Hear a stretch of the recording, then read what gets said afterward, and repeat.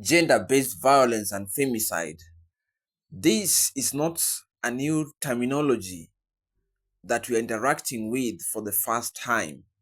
However, we have heard about it and experienced it either directly or indirectly. Below is a study I undertook on effective and sustainable strategies of curbing gender-based violence and femicide cases.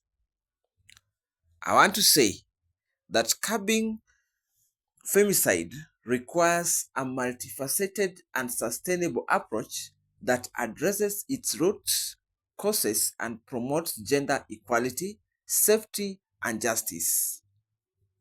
Below are some sustainable strategies. Number 1, strengthening legal and institutional frameworks. And in strengthening legal and institutional frameworks, we have the following things to do. The first thing is to enact and enforce law. As a country, we should implement stringent laws specifically targeting gender-based violence and femicide, and ensure that they are enforced effectively. Another thing in strengthening legal frameworks, we should undertake what we call gender-sensitive trainings, whereby we train on law enforcement, judicial procedures, and we train healthcare workers on how to handle GBV cases in a more professional manner. Another thing that we should also do is to sharpen access to justice. As a country, we should establish an accessible, victim-friendly legal processes, including free legal aid for survivors and their families. The second thing that we should do as a sustainable strategy in curbing gender-based violence, we should do what we call empowering women and girls. And how do we empower women and girls? The first thing is to ensure that our girls are educated. That is promoting education for girl child. And this will enable them be aware of their rights and opportunities. Another thing that we can do as a country in empowering women and girls, we should also embrace economic empowerment for them. What if we provide women with access to job opportunities, financial resources, and entrepreneurial programs that reduce economic dependency? The last thing that we can do in empowering women and girls is through leadership roles. We can encourage women's participation in leadership and decision-making processes. The third strategy I came up with in curbing GBV and femicide is challenging harmful norms and practices. And you have just to concur with me that there are some communities that still practice norms that are harmful to women, or rather to the female gender. So what can we do on this? The first thing that we can do in challenging harmful norms and practices is do what we term as community awareness campaigns, whereby we organize programs to challenge gender stereotypes, toxic masculinity, and societal norms that perpetuate violence. And also another thing that we can do in challenging harmful norms and practice, we can also engage men and boys. We can promote positive masculinity through workshops, mentorship programs, and advocacy. The last thing we can do under challenging harmful norms and practices is through cultural sensitivity. What if we work with community and religious leaders to address cultural practices that condone violence? The fourth thing that I came up with in my research, as far as curbing GBV and femicide issues is concerned, is improving support systems.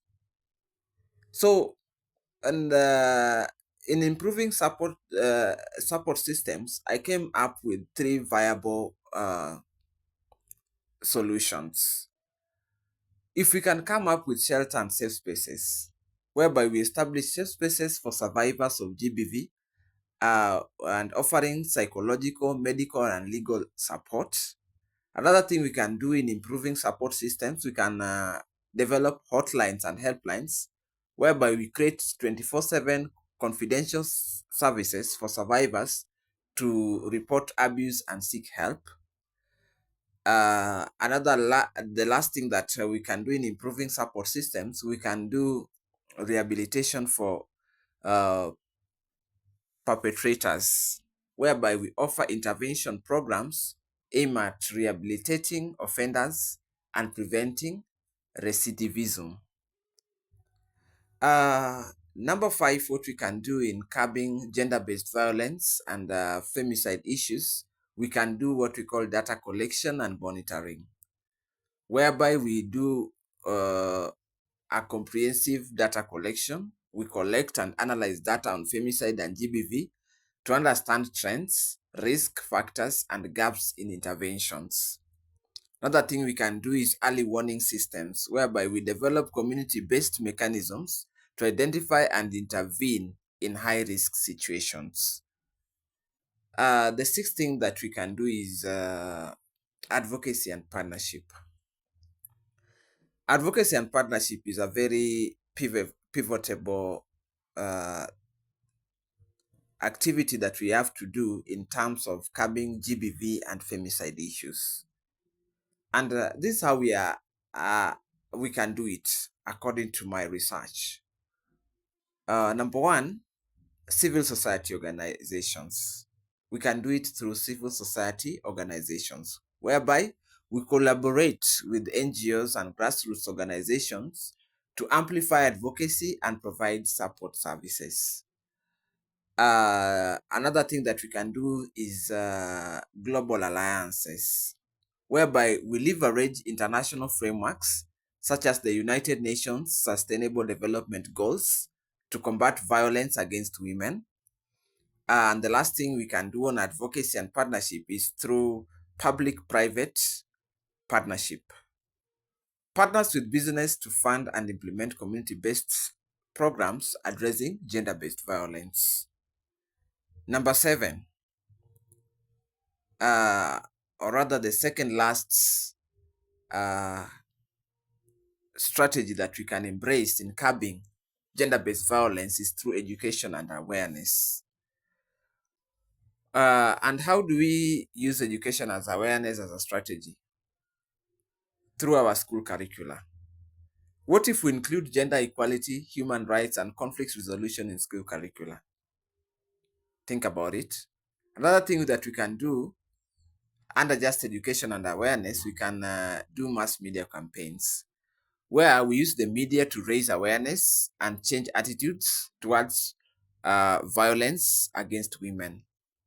The last thing, or rather the last strategy, is long-term commitment. And in long-term commitment, we shall do what we call policy integration and sustainable funding. In policy integration, we shall incorporate anti-femicide measures into broader development and gender equality policies. And in sustainable funding, we can allocate adequate resources for GBV prevention and response program. As I conclude, I have a disclaimer to make, and I quote, "A sustained reduction in femicide requires collaboration between government, community, civil society, and international partners, ensuring that gender equality and the safety for women and girls remain central to societal progress."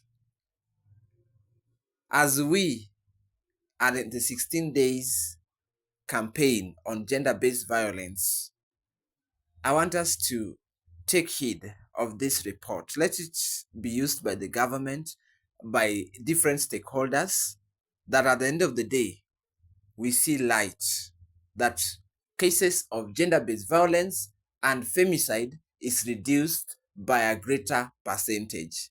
Thank you. This is CHRP, Mr. Stephen Okot.